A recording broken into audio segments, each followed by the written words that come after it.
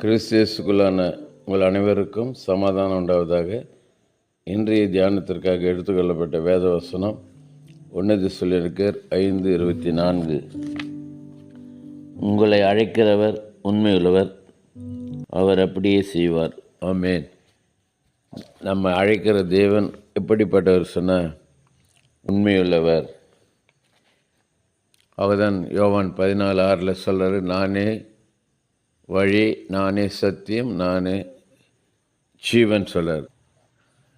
எரேமியா தீர்க்கதரிசி சொல்கிறார், கர்த்தரோ மெய்யான தெய்வம் சொல்லி அவர் உண்மை உள்ளவர். கொரிந்திய சபைக்கு எழுதும்போது பவுல் இப்படியே எழுதுகிறாரு. 1 கொரிந்தியர் 1:9 வாசிக்கிறோம், நம்முடைய குமாரனும் நம்முடைய கர்த்தருமாய் இருக்கிற இயேசு கிறிஸ்துவுடனே ஐக்கியம்